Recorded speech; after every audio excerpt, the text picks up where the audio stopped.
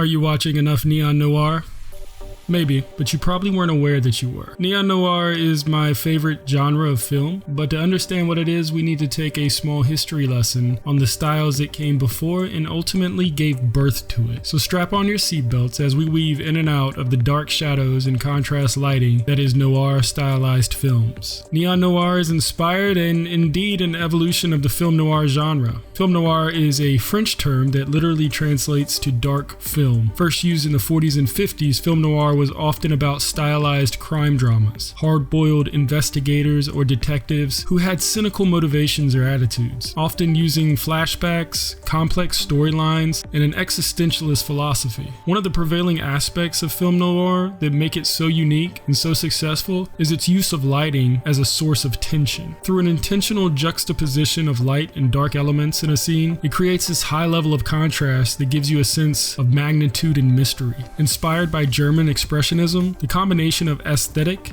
and a lead character with questionable moral intent are quintessential to a film noir movie. Fast forward to the 60s, in the advent of Technicolor, film noir experienced a revival which many film enthusiasts categorize as neo-noir or new noir. Technicolor was a process of creating motion pictures through the use of dye transferring technique that produced a color print. With the ability to apply new visuals and heavily influenced by the Art Deco movement, neo-noir would expand on many of the themes and visual elements of film noir from the 40s, exploring concepts like revenge, paranoia, or psychological thrillers. The film style became so popular that you can find it in anything from a Western movie all the way to movies like Pulp Fiction. This inevitably brings us to neon noir. Born from the collective stylized visuals and themes of both film noir and neo-noir, neon noir has the ability to achieve a level of escapism through transporting the viewer to an almost dreamlike place. Unlike the styles that preceded, neon noir utilizes a wide and varying shots of the area it's filmed in, oftentimes infused with bright neon visuals, contrasted with a gritty urban environment. The effect makes the city feel alive and feels like an actual character in the story. Neon noir movies will most likely take place at nighttime and give a sense that the main character is constantly on the verge of becoming lost in this mysteriously unforgiving and surreal landscape they are cast into. Another component of neon noir is the oftentimes powerful electronic score that accompanies it. While the music and visuals may be loud, the concept and themes are often similar to noir style films. Lastly, here are 5 of my favorite neon noir movies. These should be a good starting point for anyone interested in the genre. Wherever you stand on this movie, and some of you have likely never seen it, it's worth watching purely for a young Willem Dafoe's over-the-top performance of a leather jacket-bound bike gang leader, a rock and roll story told across unrecognizable 80s universe, layered with set designs from the 50s. Streets of Fires is a must-see. Set in a retro-futuristic, almost dystopian world, Blade Runner is a no-brainer for this list. With scenes of city streets lined with large LED screens and neon light, jammed into a chaotic downpour of rain and dark and gritty underworld, Blade Runner is one of the most iconic films in sci-fi altogether. Nerve is a more modern take on many neo-noir themes, exploring some of the issues and concerns of modern-day technology. What it does really well is create a massive city landscape that nearly envelops the main characters at every turn, injected with lots of neon contrast. It was never going to take home any Oscars, but it's a fun movie nonetheless. Mute stars Paul Rudd and Alexander Skarsgård, which should be enough to pique your interest. You can see the influence of Blade Runner in just about every scene of this movie. Lost in a sea of many mediocre movies of 2018 and widely panned by critics, this movie doesn't break any barriers or have a very good story to tell. I love it because it builds a rich and vibrant world full of neon punching contrast in just about every location. Definitely worth checking out. Call it nostalgic loyalty, but Tron Legacy has always been one of my favorite movies ever since it was released. I really feel like I'm transported to the grid every time I watch it. Few people can deny its exceptional soundtrack and how much that soundtrack complements the visual neon and noir aesthetic style the film is set in. The result is the film can really grab the viewer and pull them into the universe. Those are my recommendations. I hope you enjoyed the video. Let me know what you think in the comments. If you have any recommendations you think I should check out, feel free to leave them. Like and subscribe so I know to continue making content like this. That's all my time, and I will see you on the other side.